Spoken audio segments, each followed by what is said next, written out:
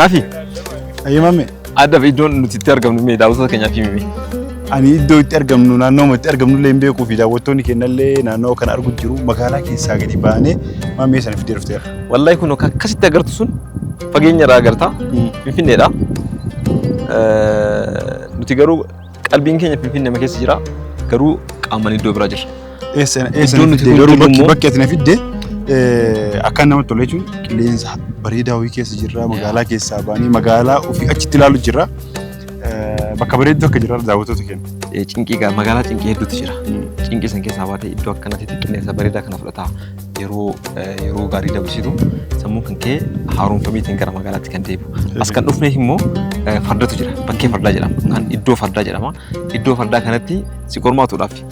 Oolmaa keenya gaafa darbee sana akka yaadatu gaafa supheedhaan deemneeti meeshaa garaagaraa hojjennu ati performaansii kan kee bareeda ture. Bareeda.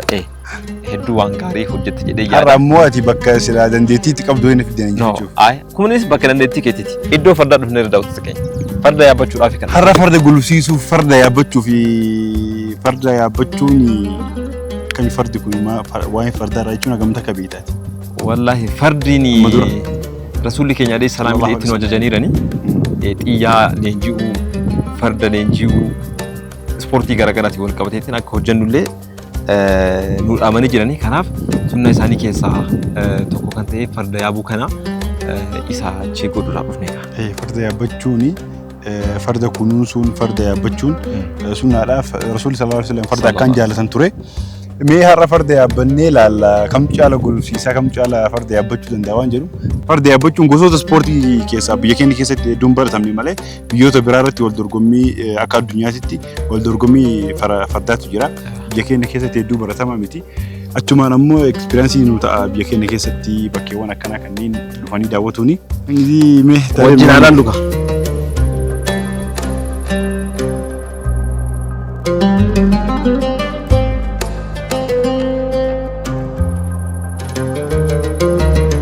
Naafi iddoon kun argitee laal waaw meeshaalee kanadha.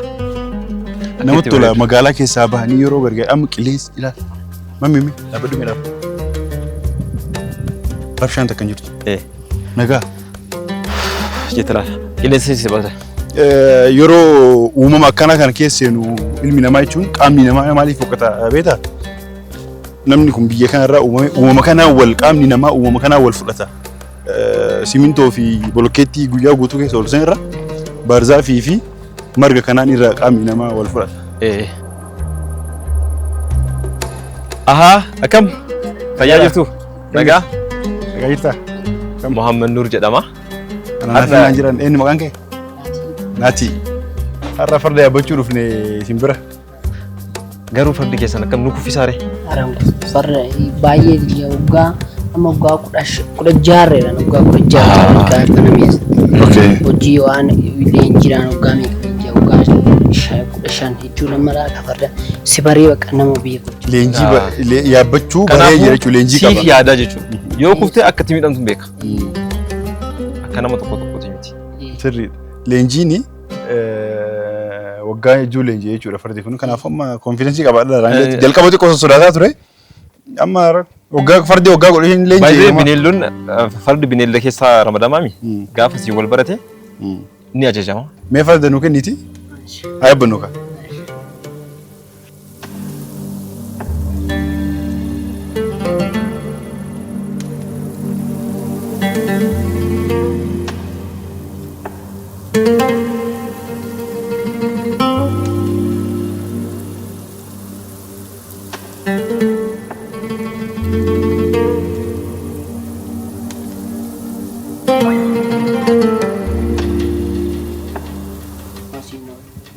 Kuna dawaadha maqaan isaa. Naafi anam hedduu jarjareera. Farda kana yaabuudhaan gulufsiisuudhaaf. Ani ammoo hedduu sodaatu jira maammi. Ayyee kuni maali maqaan isaa? Raas. Kanaaf biyyi keenya naafi. Biyyi keenya leejendiidha. Leejendii kana yaabbachuu fedha. Naafi biyyi keenya farda hojiin seenaa guddaa qaba. Gaafa waraan aduwaadha. Gaafa uummanni biyya keenya tokkummaadhaan walitti bahee diina biyyarraa balleessu san fardi kunniin gahee guddaa qaba. Sirriidha. Maqaa isaa gaafa laaltu Sunuma irraa illee kan dhufan. Adowaadha. Akkasii maqaa isaanii san irraa moggaasan. Kanaafuu seenaa biyyoota hedduu keessa fardi kaayyoo gahee qaba. Laala akka bareedu. Laala. Nama jechuun wanti hin jedhuuf barataadha. Barateera. Amma yoo kottu jedhee aman.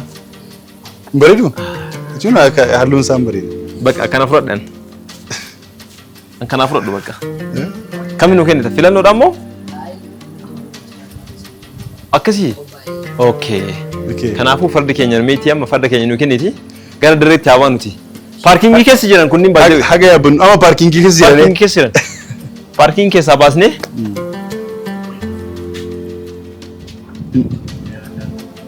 Ati waggaa kamii fi farda yoo fuudheeti? Gulufsiistaati farda. Sirri gulufsiistaa? Akkana tolkaa si dhaabsistaa? Akkasii farda dhaabbatu jira garuu kan dhaabbanni jira. Kan dhaabbatu barbaada. Kan dhaabbatu qabnu warra jillaa waan ta'eef. Okay. Inni tolchina onnoo sanii mukarranii isa wujuddirimnaa hin deemna. Okay. Isa minaan. Mee farda kam kunniin utaalanii? Kunniin utaalanii? Kunniin utaalanii warri utaalu jira. Gulufuudhaan kunni waan ka barbaadu gulufuudha. Gulufuudhaa bakka faradoo. Mee kan nu qopheessitee amma kaminaati? Qopheessinee kana tokko. Tokko kana naafi qabadhu kan keeti kun. Ishee. Lammaffaan. Tokko inni caafirreera dhufa. Kan gamasanii? Ayyee bakka ani isaa fudhadhu. Naafi? Kana fudhadhu kun si fakkaata baay'ee la meetii qitti. Miin fakkaata farda fakkaata. Keenya akkuma argitan farda halluu isaa. Mee maal kiyya farda fakkaata? Fardi kun halluu isaa maalidha? Halluun isaa magaala. Farda maali jedhama jechuudha? Farda leexaa maal ka jedhamu? Magaala. Maami fardi halluun isaa. Haya. Anatu magaala musitu magaala. Lakka ati magaala. An magaalaa miti an gurraachaan. Didi jirtu.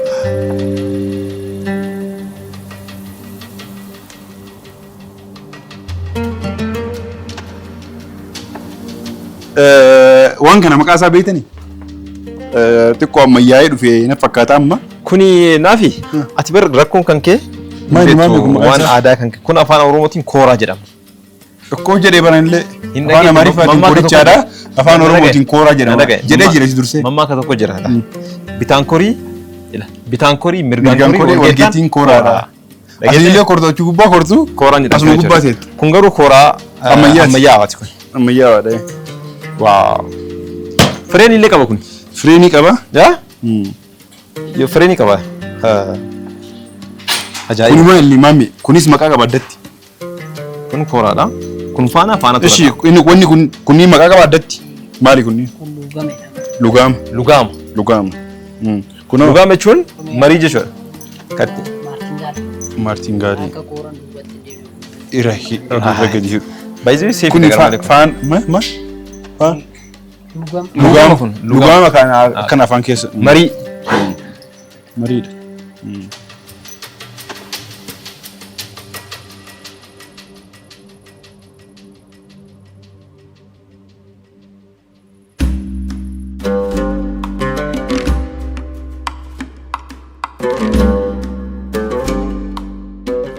Maame, kee ofiitti godhattaa? Kan ofiitti godhattaati ilaali sirrii. Esh.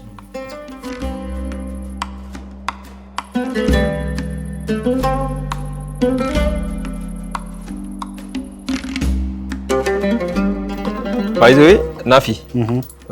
Kooraan kuni tokkoffaa konfartisii kenna. Lammaffaa immoo atuun ilaalta maaf sin jedhaan. Fardarra yeroo lama beeraa sin duraan. Yeroo lama. Yeroo lama adda sadaffaa kiyya. An dhugaa dubbachuudhaaf yeroo takka fardarra bee sun waggaa 10 dura maami. Baalaansii an baay'ee gaafa jalqaba fardarra boo jechuudha naafi. Maal yaada beektaa? Dhugaa sin jedha. Beeltii yaada. Beeltii. Wallahi dhugumaan sin jedha bar. Maaliif akka ta'e beektaa? Baalaansii kan keeggachuun baay'ee ulfaataadha gubbatti yeroo sana. Yeroo jalqaba baatu hedduu ulfaataadha. Beeltii barbaadaan. Garuu akkana jettee soite. Beeltii jechuun faayidaan beeltiidha gaafsan naa gala. Okay. Keellee ajaa'ibaati. Ana yoo maarshiin barbaadin amma gubbaa ba'e. Ati fireenii barbaadda. Daawwattoota keenya amma kooraa fe'u jira fe'u. Lugaamni seenee. Lugaamni kana.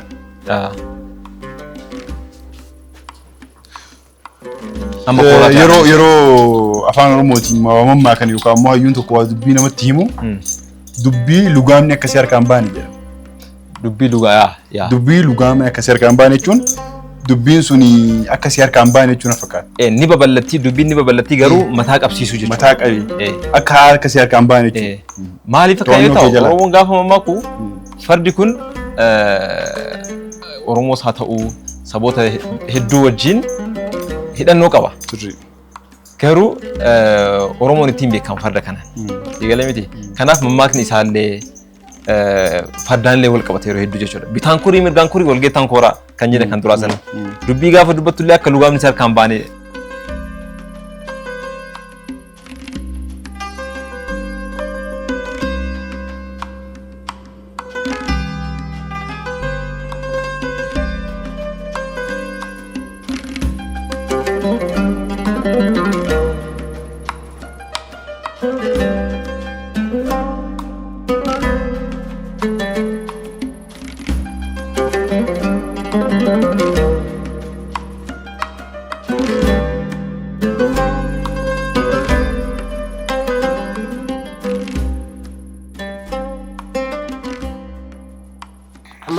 Lukti kee jechuuni kana tokko yaa. Kan xiqqoo siin.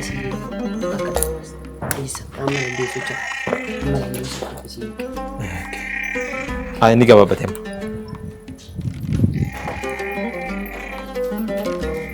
Gahaadha kun.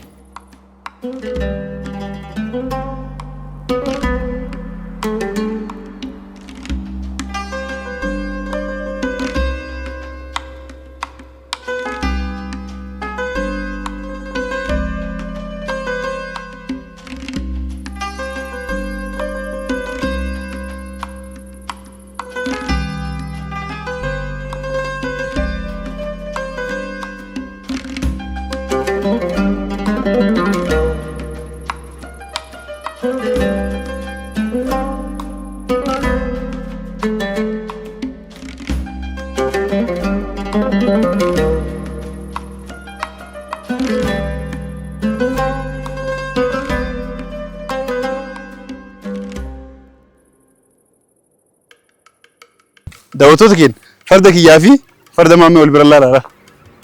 Laal farda jechuun kana laal. Farda quwwaa qabu, farda hojjaa qabu, farda qaama qabu. Naafi ani jechuun sima fakkaata jedheetini bara.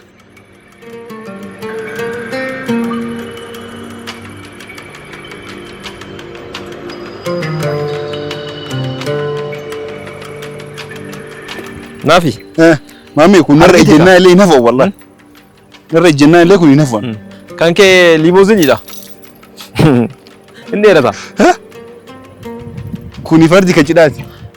Maal maqaan isaa? Koffii. Maal jechuudha? Maal jechuudha? Koffii ati koffiin see ilaal. Koffiidha.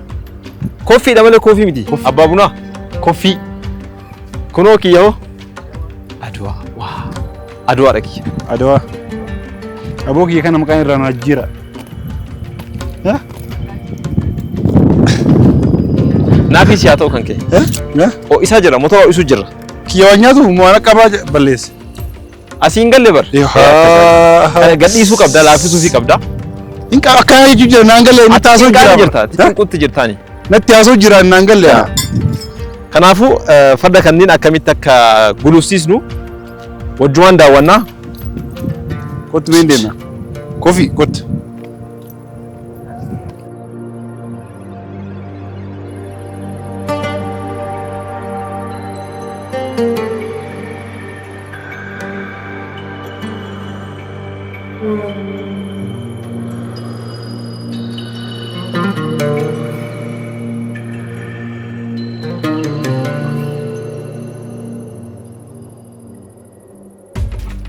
Abo.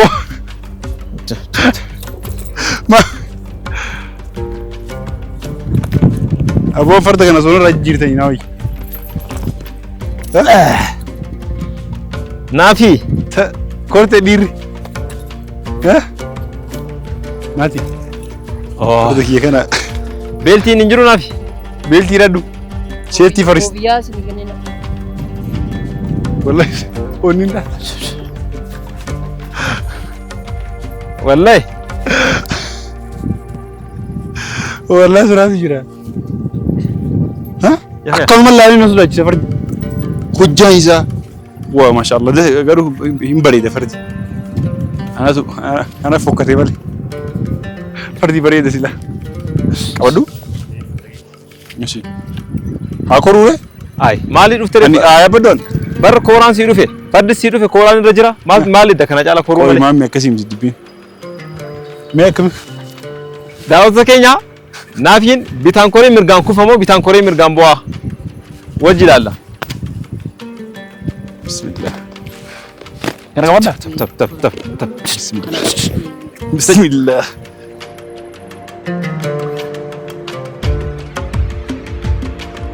نافيني ورا السلام عليكم مامي نافين وين فردك يا بكاتي وردت فردك يا وردت أنا مرة أشكري مالت وأنا براتي بنجا طب يا كتير ما بدي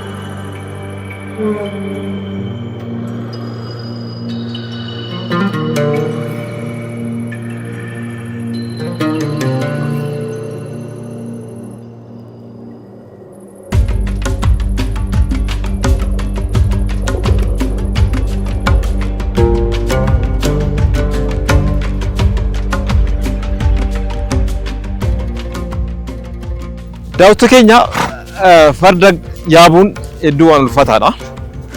Garuu yoo baratan suusii namatti ta'a.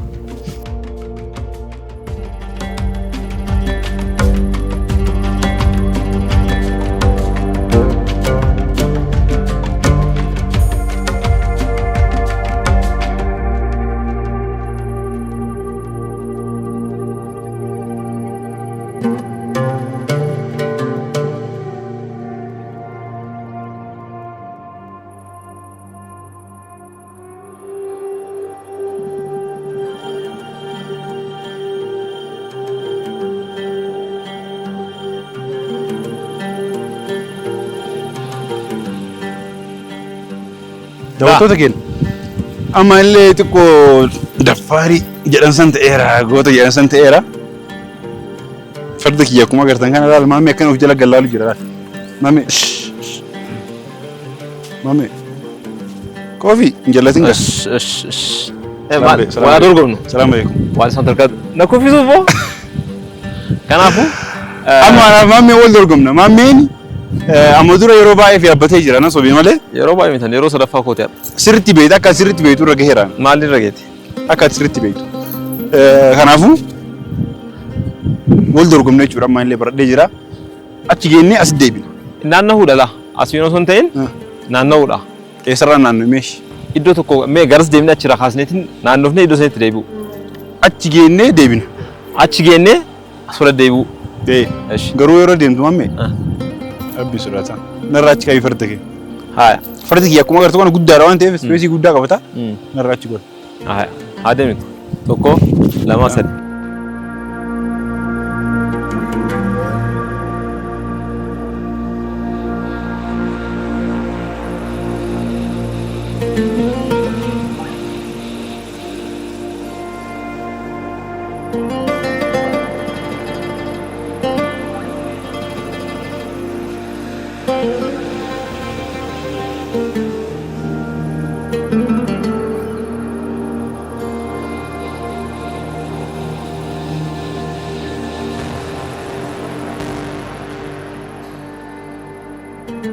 anatu injifate jechuudha anatu injifate laal daawwattoota keenya maammeen bakka silaa ga'uu qabullee hin geenne asitti illee garuu akkasumatti anatu injifachiise yaa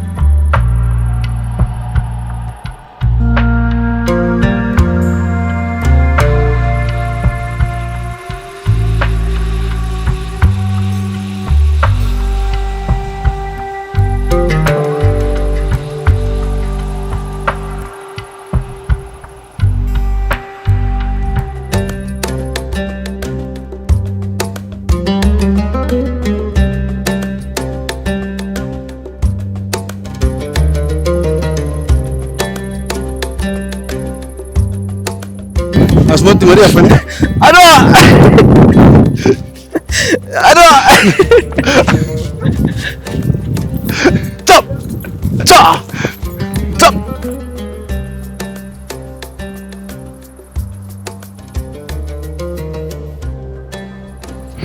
Stop! Stop! Dufe. Mafi! Lubbuun natti dhufteesi.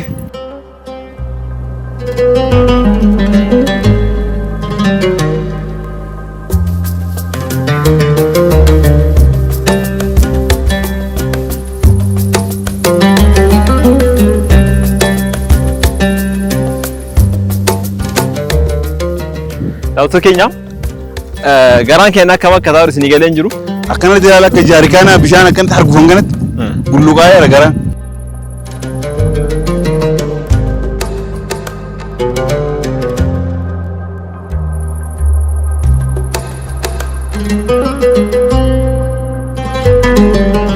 Nafi!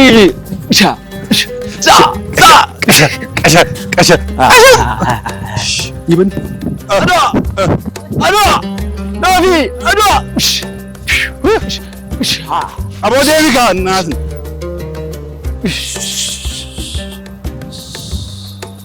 Aduh! Aduh! Kam! Ulgas! Kam! Maame. Yaa gammaa farda gulufsiisaa ture. Yaa gammaa farda yaabbannee gulufsiisaa ture. Teekniikni hedduu sitti ulfaate kennu. Farda ofiinsa keessatti. Gulufsiisuma qofa natti ulfaate malee wanti biraa wanti na ulfaate hin jiru. Baalaansi gochuun waan hedduu wanni ulfaate baalaansi gochuun. Natti hin ulfaanne. Uummata na beekte jechuudha. Jechuun malee silaawaan baalaansi gochuun hedduu waan ulfaatu. Ay hedduu illee ulfaataa miti. Faana kan keessa wanti galchituuni baalaansi keetis jajjaajila. Gaafa garana kuftu akkanatti qabataa gaafa garas bakkas qabataa. Hin kuftu akkamitti baalaansi kan kee gadhiista. Gara fuulduraaf gara fuulmoo kana qabatta. Kooraa kana qabatta. Waan qabatanii qabu kooraa. Qaba maal kooraa kunoo kana qabatta akkanatti. Si galee gara duubaallee akkan kufne jechuudha. Achi gara kan caayeta. Meechaa jedhi mee. Ay amma dhaabannee jira kaaf. Jedhi mee. Paarkiingii irra godheera. Paarkiingii fardaa jalqaba arganii jiranii daawwattoota keenya. Si maal sitti ulfaate baalaansii qofa? Baalaansiidha. Xiqqoo fardi fiiguuf taanaan laala lafatti uf arga lafatti. Gaadaa qabata. Gaafa waraanaaf qabatanii deeman farda kana qabatanii wanti akkanatti qabatanii eeboo qabatanii si galee lugaama kana qabatanii taaktiika akkamiin oofaa turan? Taaktiika akkamiin farda kana yaabbatanii gulufsiisaa turan? Laal farda qabatanii akkanatti harka kanaan farda oofaa. Laal akkanatti naannessaa asiin seefiin laal akkasitti naannessaa akkanatti. Ajaa'iba! Dandeettiidha. Dandeettii addaati.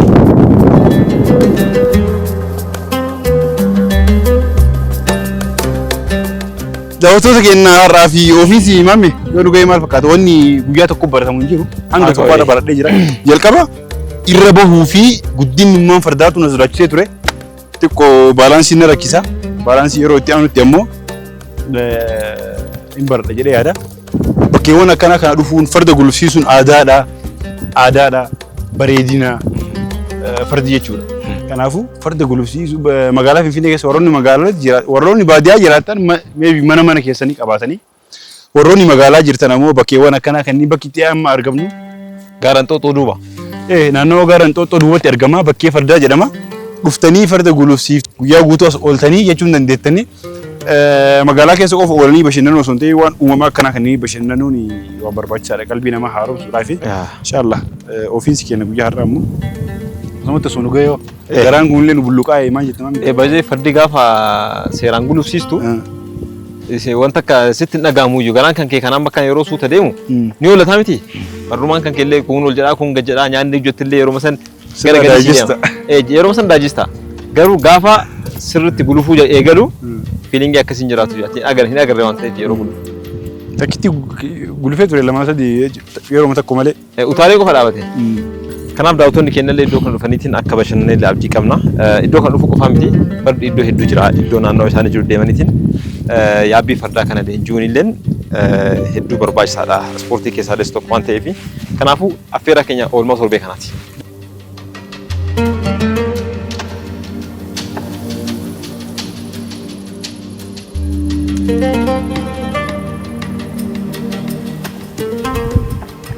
Maqaan kun Naatnaa'el Mulgeetaan jedhama. Bakki itti argamnu immoo Beekaa Fardaa jedhama jechuudha. Isaan amma kan rakkise waa'ee fardaas baay'ee waan waliin gallee baalaansii godhuu hin beekne xiqqoo farda kaa waliin galle kana.